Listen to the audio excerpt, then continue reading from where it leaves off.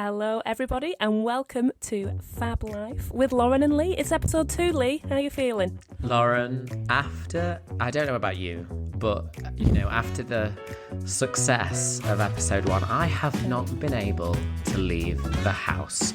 I have swarms of people outside. Oh, are you Lee from the Fab Life? Got the name wrong. Fab Life podcast. I say, let me live my life. There's a lockdown going on, guys. I hope you say, get them masks on. Wear a mask, get away please. from me. Guys, wear a mask. Oh my God. Can I just say, I've started noticing celebrities and people, at the end of things, rather than signing off, they'll just go, thanks guys. And remember, stay safe and wear a mask. And I know.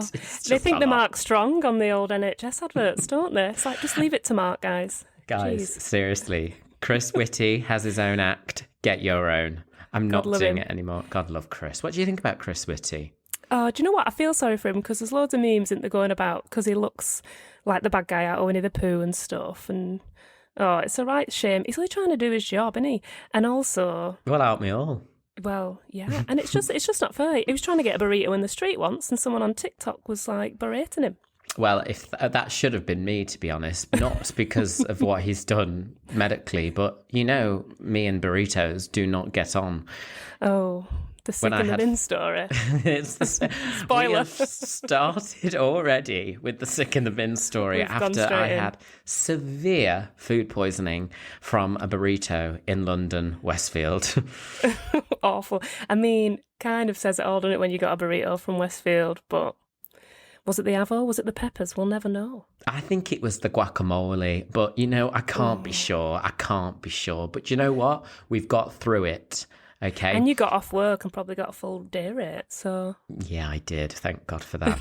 But listen, I was also thinking, thank you to everyone who has also listened to episode 1. If you haven't, it's out there. Go ahead and listen. As Lauren said, this is episode 2. We're very excited. We're happy to have your company.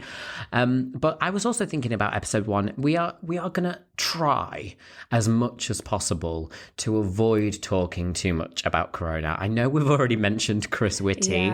Yeah. It's kind of inevitable because it's, so part of the general discourse these days that it will come up, but we're not going to be doing when will the pandemic be over and all this, because we want it to be a bit of an escapism.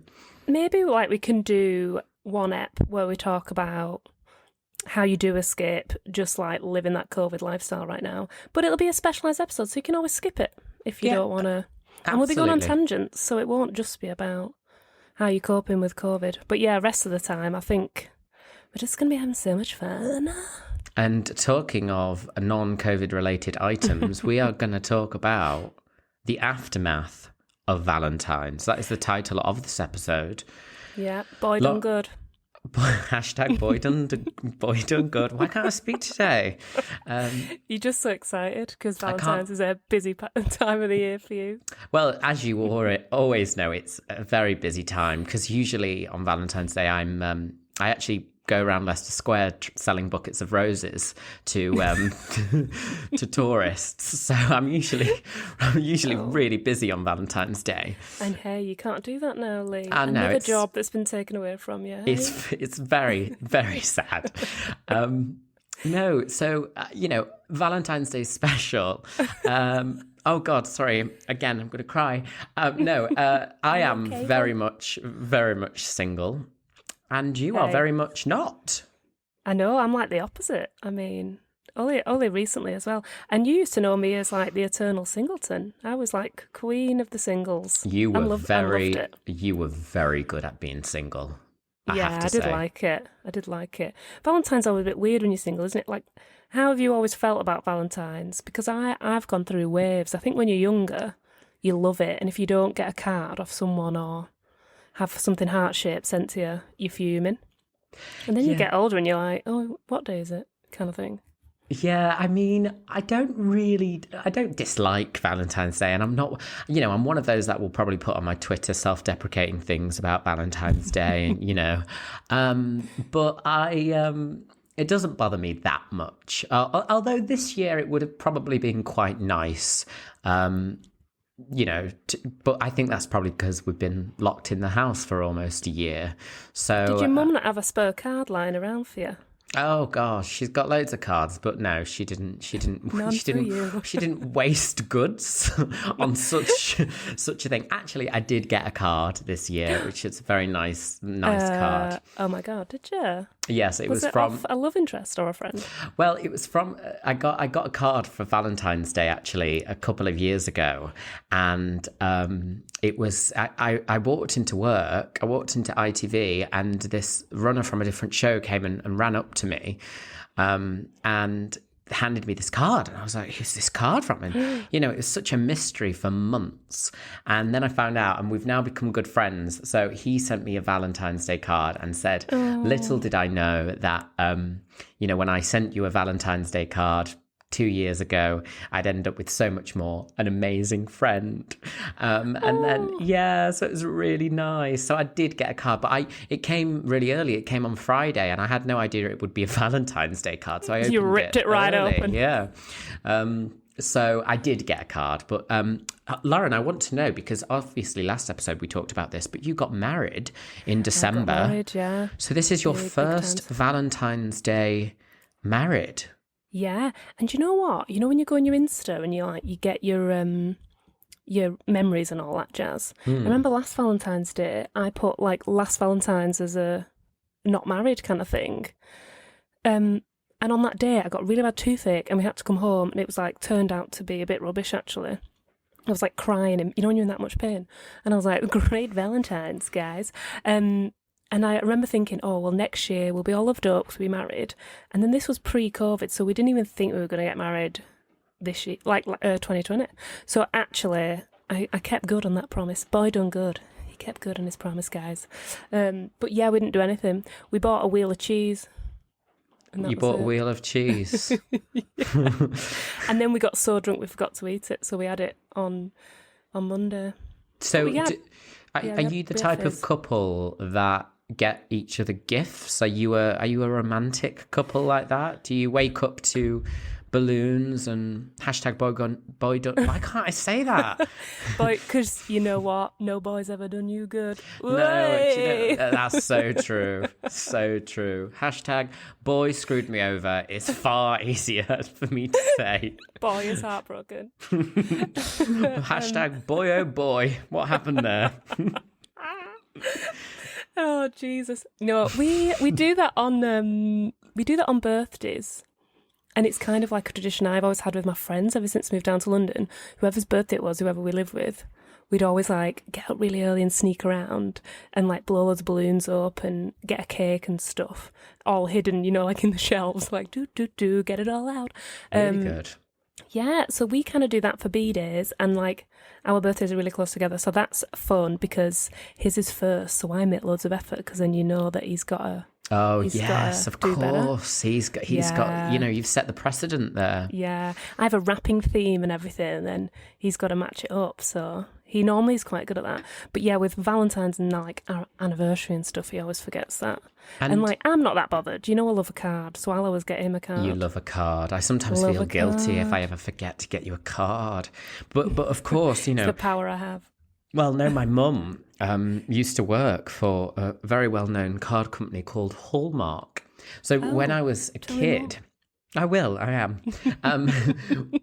When I was a kid, we had cards galore, and it is almost a bit like we lost the meaning of cards. I have grown to love them a bit more because on websites, like, you can go on these websites now and you find quite funny cards and you just post them out directly to people and it's quite easy. But for a long time, I just didn't used to give people cards because I kind of lost the value of them. You taught me the value of a card, Lauren. I did, babes. I did. Yeah. My mum always liked cards, I think, when we were a kid. But then as I got older, I realised she was just like doing it for us because I don't like... Because that's what mothers do. That's what mothers do for their children. And then they went through a phase where they just get out the Valentine's card from the year before and just put it out. Oh, right. God. So they didn't have to get each other a new one. I mean, talk about being good for the planet. I bet that's what David Attenborough does. Oh, God. Does David Attenborough... is his wife still alive? Should we check? I don't know, but I bet he still gets that card out from 1972. I bet he does. Oh, I bet it's ever so dusty. Oh, but it's brown. But you know what? Good for him. Yeah, I hope she wrote in a heavy-duty biro, not a pencil or something. We oh God, we're taking the piss out of David Attenborough, who is probably universally loved. We've already gone in on him. Last episode, it was Cilla Black. Although Lauren, listen, and I don't want to disrespect the dead here, but go on. I've heard Cilla Black was a bit of a bitch. I shouldn't say that, should I? Well, I just read it on some forums. She's hung out with the Beatles, though. Do you know what I mean? She has, yeah. And do you know what? I don't know. Top of the barrel all the time. I don't know whether I should say that. I'm probably not going to edit that out, and I mean, I'm probably going to regret saying that. But we'd love to know people's thoughts, because think of all the people that were on Blind Date, and surprise, surprise, loads of people would have met her, seen her backstage. Oh. If anyone's listening, all the people that listened to the first episode, hope you've come back. Please let us know on our social channels if your opinion on Cilla Black. Let us know. Yeah, well, National also, treasure. have you seen that clip? I tell you one person who will say that she was is the journalist woman. You know, undercover. On Cosmo. Oh, I love that one. I love that ep. Cilla was having none of it. She went straight in. Explain what happened, Lauren. Explain what happened to the listeners that don't know. I can't remember the woman's name, but she was a writer for Cosmopolitan magazine, and she went on Blind Date just to write an article. And what did she do? And Cilla, she clocked it straight away. She was undercover. And she got far with this guy. She went on the holiday. And then, you know, when they come back after they've been to Tenerife for 3 days, then they're like, oh, and they do the interview. I saw one of them went to Blackpool, not even joking. Oh, God, no. That's awful. I know. They didn't deserve that, did they? Well, you should have seen the hair. They definitely did. Naughty's fashion. They didn't want to take them abroad. They wouldn't get through passport control with that. Yeah, they fit right in Blackpool. No offence, people in Blackpool. Love Blackpool. We love Blackpool. We really do. A lot of memories. What memories? Tell us more. There's a tangent. I've never had any Valentine's memories there, but we used to go a lot as a kid. And I remember getting older and I'm like, what are these lights about? Why did I ever feel impressed about it? You know, when you're a teenager, all of a sudden, what the hell's this? But yeah, we used to go for New Year's. We'd always go away at New Year's with family friends, and our parents would just get really drunk, and we'd just do fancy dress competitions in B&Bs and stuff, and eat chips on the beach. Well, my memories of Blackpool is, as a kid, not going to Blackpool, but my mum saying, bloody turn the lights off in here. It's like Blackpool illuminations. Oh, God, my dad would do that. If you knew he was coming down the drive in the car, he could see in the house which rooms, all the lights were on, and he'd come storming in. He'd be like, I bet that's our Lauren. Or it was normally my brother, actually. And I'd be like, it's not me. The threat of the light, the lighting bill, the electricity bill. We're so privileged. The threat of that piece of paper that comes through the door to charge it for seeing that that thing. What is that about? I was more for have you kind of morphed into your parents a little bit? They're living with Freddie. Yeah, maybe I have. I went through a stage when I was about 25 and I just was becoming my mum. I was like, oh my God, I'm my mother.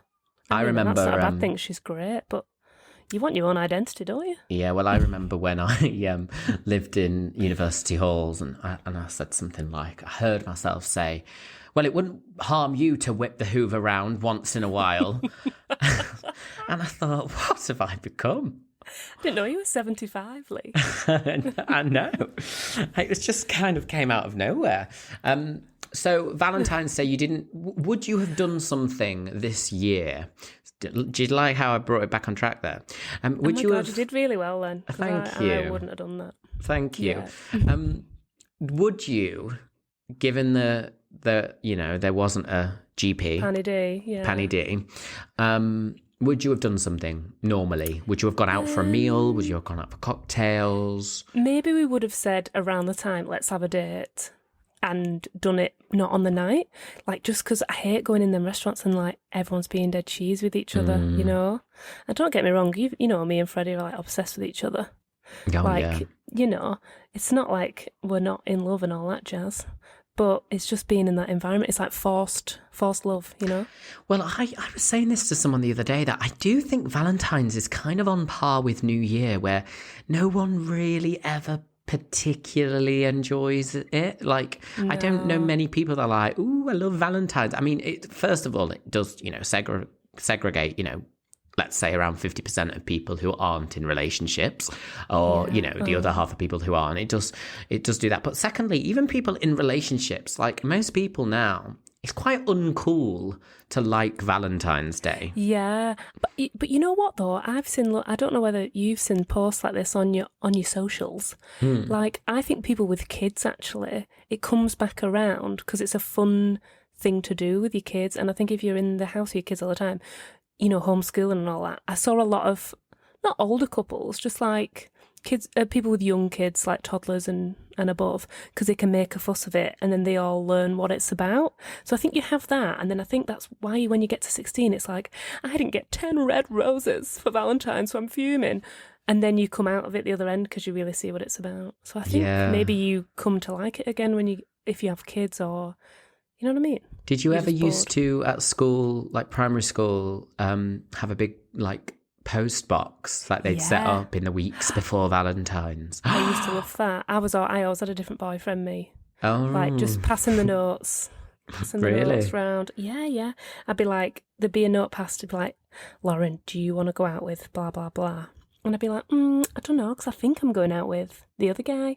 And then I'd send a note to him and be like, you dumped, I'm going out with the other one. You wouldn't spend any time with him either, would you? But you'd get a rose or a little letter in the post box that the teacher had wrapped in red paper. Basically, if you were a boyfriend or girlfriend in primary school, it meant saying hi to each other before going into primary school, didn't it? Like, hi, hi. Did you ever get any from ladies? Why do you sound so like? Because, I mean, a scandalo, but you were hot to trot as a kid. You were Thank so you, Lauren. cute. Oh my God, shut it. You were so bloody cute. Don't know what happened, but you were cute back then. I had a severe accident. No, I did used to get them. Yeah, I did used to get Valentine's, but it was because I was friends with a lot of girls back in primary school. So I think they just used to send it to their friends. But I did used to get them in primary school, but in secondary school, no. But actually, I had in secondary school. You brought the bloody out. That's why. Oh, I was such a Lothario. The girls were like, I had to move on to men. I had no girls left. I'd broken all the hearts.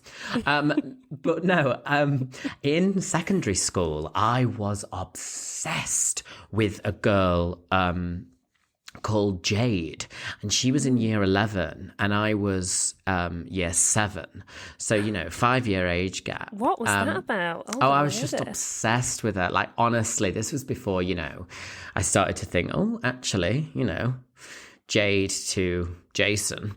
Yeah. And so I remember saving my pocket money, and I bought her some, like, this necklace and earring set from H. Samuel, and I totally was obsessed with her in secondary school. So I used to probably send her Valentines, and that was back when we had emails. Oh, really? You're a bit younger than me. Not that they've gone. So just back in the day, we used to have a thing called email. We're all microchipped. Floating around. So, no, but I remember sending her an email from my first ever email account, which, by the way, is hilarious. I remembered it the other day. Mine was what was yours? Mine was Monkey Boy 1607. What the hell was that about? I don't know. Well, I wanted to be cool. So 1607 was like, the date of birth, and then sure. Monkey Boy was it just felt a bit cool, because you were cheeky. It was like, oh yeah, I'm a little cheeky chappy. Like, is it when them Paul Smith t-shirts were out with the monkeys on? Yeah, well, also it's back in school. I don't know if I've ever told you this story, but I decided I wanted to be cool, and loads of people just one day. Yeah, those people had those Lambretta like logos, like t-shirts, Lambretta and Lambretta scooters and stuff like that. Yeah. I remember, I used to look at the logo and I'd be like, oh, yeah, I want that. So I came in once. I was like, I must have been about 40. And I was like, oh, guess what, guys? I decided I'm going to start saving my pocket money. And they were like, oh, well, it wasn't pocket money at the time. It was an allowance. You moved on. So I was like, yeah, guys, I'm investing my my allowance. I'm going to buy one of those umbrella scooters. And they were like, what? And I was like, oh, one of the umbrella scooters. And they were like, what's umbrella? I was like, the t-shirt. My umbrella. Yeah. And I thought it said umbrella and it's Lambretta because of the way the font was. I can see that, Lee. Yeah, because it was you kind should of have checked with someone first. But I should have. I remember as well, I was once, when I was a lot older, I was with this guy and he was leaving and he had those Timberland boots on, that really cool. Baby blue. Yeah. And I was like, oh, yeah, love them. Really want to get myself a pair of Timberlakes. And he was like, what? I was like, oh, Timberlakes. He was like, it's Timberland. So I just felt like, I'm not a cool person. You've always had your own style, Lee. Just own it. I have. You must have been quite cool at school, no? I always used to spend all my pocket money on clothes, actually, and because I was always travelling around doing dancing competitions, whatever. There would always be little boutique shops in these little villages and stuff. So I'd be like, Mum, I want my pocket money. I'm going to buy that shirt, and it'd be always quite expensive because now I'm all that charity shop chic, aren't I? Oh, that's you are. That. Oh. Sure.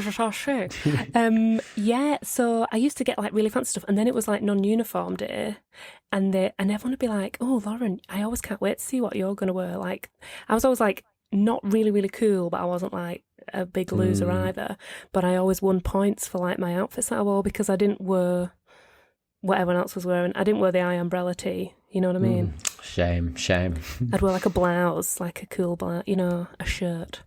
I was basically dressing like I was 25 when I was 13. I remember one non-uniform day. I used to be signed up to this website because back in the day I was obsessed with the OC.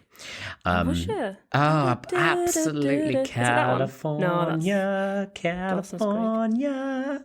Yeah, just like that. Sounds just like that. Always taking me back.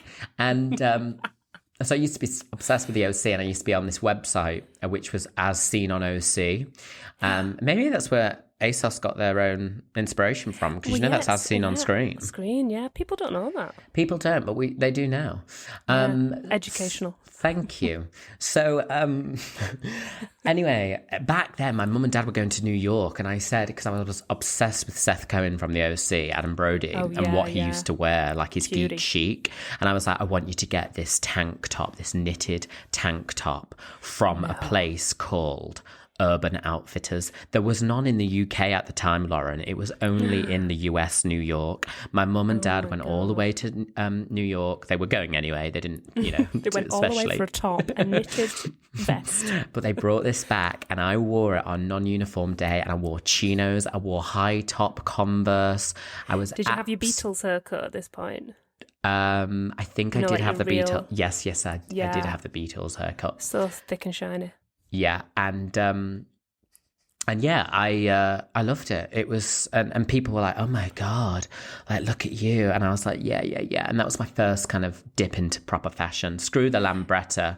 I was Seth Cohen from the OC. Please dig out that picture because we should post it just for photographic evidence. Yes, I will actually. I've got a picture of me looking quite horrific. Quite cool. I think some people will agree. I think people will look at that picture and go, that is a cool person. That is one cool dude. So talking about Valentine's Day, just bringing it back. Oh, yes, well done. I'm getting better. Have you ever had a date on Valentine's Day, or is it literally a no-go area for you? Wow, I That don't went know deep, what didn't it? I don't know what possessed you to ask such a hateful and spiteful question, Lauren. We're not cutting this out. Actually, I haven't had a date on Valentine's. I was a couple of years ago. I was seeing someone you know very well. Well, you don't know them very well, but you know of them. I know the tales, yeah. And they did they were meant to like stay over on Valentine's. We were meant to have a nice time, and then they cancelled on me last minute, which was the sign of things to come. So actually, thinking about it, I don't think I've never had a proper like date on Valentine's. I've never had it. I've always had like things to do if I've wanted to, like I've been out with friends before or we've done something. But never have done that. So thank you for actually bringing that to my attention. That's really nice of you. Well, now I'm thinking about it though, I don't think, unless you marry like your high school sweetheart or you're a serial monogamist, I think loads of people don't have a date on Valentine's Day. Like more often than not. Yeah, no, I've just never been. I guess I've never been in a relationship while Valentine's Day has happened. I mean, I got something on the Valentine's Day, which was nice. But I remember thinking, this is my first ever Valentine's Day, in this kind of relationship, which I'd never had before. And it didn't really go to plan. But again, turns into therapy. Hey, here we go. I've had some really shite Valentine's Days as well, so. You win some, you lose some, you know. Yes, yeah. I'm waiting to win them. Yeah. Please let me know when you do. Because, you win some, you lose some suggests at some point you start winning. And just kind of waiting for that to happen because I'm 30. And I'm still at the starting line. No, I'm fine. I'm fine. It's all good. It's all good. I'll go on to Blind Date when it starts airing again. Well, is it Lee, I don't know. They must be doing it. Channel 5, Paula Grader. But I've made you a little promise tonight in the first episode. I'm bringing it back round. I've got some classic 90s blind date questions for you. Oh, from the 90s? From like 1999 and 97, I think one's from. I had to watch some episodes on YouTube. And my God, I don't know how I ever watched that when I was little because the people... It's so cringy, it's awful. Oh God, go on. Are you ready? So I'm hoping this, like when things. So have I got to pretend this up, is just a man asking me this? Yeah. And I'm gonna ask it because I forgot. They always tell them a fact about themselves and then turn it into a question, don't they? Oh yes, of course. Yeah. So they'd be like, "Hi girls, I work in a meat packing factory. I was just asking, what's your favourite kind of sausage and why?" Like it'd be a bit like that, wouldn't it? It's always like, and basically the undercurrent, narrative is, that means I want to shag you tonight. And it's like, answer with a saucy answer, otherwise I'm not picking you. Basically, they just want to get laid, don't they? It's like first dates, but sexy.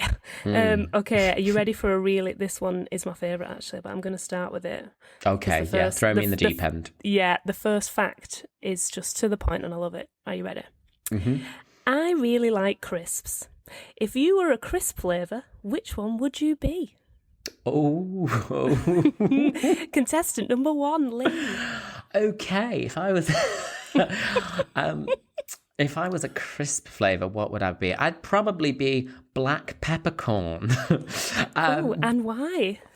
Because I'm quite Moorish, but things can get a little bit spicy if you bite too hard. Oh my God. I knew you were going to be good at this. So good. I was worried. I should probably plan this. This is totally off the cuff. Also, I love it. I like crisps. Oh, God. I mean, if that's your fact, I'd be like answering really rubbish answers because I'd be like, well, I don't want to go out you if one of your main facts about yourself is you really like crisps. Who doesn't? I mean, I don't even mind them. They're all right. I eat a lot in lockdown, that's for sure. Are you ready for question number 2? Yeah, okay. Yeah. I have a nice pet. Oh, God. I have a nice pet. I have a budgie. My budgie can sing and dance. What tricks would you teach your pet? Can you believe that was a question? Oh my god. That was a man asking 3 ladies. Oh, what? And then, oh my god, And he I was don't want to wearing be a zebra sexist, but a man jacket. has a budgie. He was wearing a zebra jacket as well. I Oh mean, I'm my- all for flamboyancy, but it was so 90s, and he was wearing like Anastasia glasses, you know, Jesus Christ, when they were he's like got a dark rimmed with budgie. a... He's got a budgie, he's wearing a zebra jacket. Is he Dr. Dolittle? It was just too much for me, for my eyes and ears to take in, to be honest. Okay, what tricks would I teach my pet and why? Yeah. All right. I'd probably teach my pet to sweep the floor because I'd be too busy sweeping you off your feet. You are really good at this. Stop it. I should have written for Blind Date. You should have. You could be our Graham because he does the recaps, doesn't he? And he makes it really funny. Yes, he You're does. so good at this. And can I just point out here as well, this is not pre-planned. And if it was, I would have probably done better ones. But I can't believe I just got that one about the budgie. Oh, jeez, so good. Right, I'm going to do one more because I only have 3. I've written some... Oh, God. I've written some great ones down. Okay. I think I know the answer to this one, actually. But I'm going to ask you. I love to wear zany clothes. What's the most outrageous outfit you've ever worn? And what would it do for me? Oh. Yeah. Bit longer, that one. They were a bit more intelligent, that person, I think. What's the most outrageous outfit I've ever worn, and what would it do for you? Make it saucy. It would probably be my salmon blazer, but instead of being filled with omega-3, it's filled with Mega Lee. I'm sorry. I'm so sorry on that one. That was so good. I really thought you were going to go with the Elizabeth I outfit, actually. Oh, God, yeah, I forgot about the time I dressed as Queen Elizabeth I. Maybe she's not quite as sexy as a man in a salmon suit, though. So Maybe it'd be like, yeah, the most outfit, and what would it do? Probably Queen Elizabeth I, and what would it do for you? Well, as long as you're not my cousin and I won't chop off your head. What? This just got weird. Say what? That was great. Oh, thank you for those questions. I'm gonna use those on prospective dates in the future. I've got a little list, actually. I had to go old school and because if you type it in, like Cilla Black blind date questions, it just takes you to YouTube, and then blind date questions, it takes you to like websites that give you useful questions to ask on a date. So they're not the saucy ones, like the crisp one is classic. The crisp one. I don't think anyone has ever said to me on a date, I like crisp. Although I do remember being on a terrible date once with this guy, and he was a biology teacher. And I remember thinking, I need to spice this up a little bit. So I started, and you know me, I can't flirt to save my life, or at least I don't think I can. And you're excellent at it. You just don't realise you're doing it. Really? Okay, I was Yeah. hoping you'd say that. So That was a plant. So that was planned, guys. Not blind date questions. But I said to him, I said, oh, so you're a biology teacher. So then what's your favourite body part? And he paused. Excellent. He paused, right? And I'd given him, I teed him up for it there. Biology teacher, what's your favourite body part? He went, I'd probably have to say the pancreas. And I thought, What? yeah, the pancreas. That regulates insulin. Sure. What Takes did you your do with job that? seriously. Yeah. I never thought you were going to say an organ. Well, I was hoping for one particular organ. yeah. Never came up. An organ inside the body, yeah. I never thought, and I just wouldn't go inside the, No. And he did, pancreas. It was and awful. you were like, cool, man. No, I went, oh, really? Why is that then? And he went, I just think they're really useful. And I was like, yeah, I guess they are really. Did he really ask you what useful. your favourite one was? The No, one that passed, I guess. No, if he had, I would have probably said the white blood cells and called it a day. But Lauren, we've banged on for another 35 minutes or so.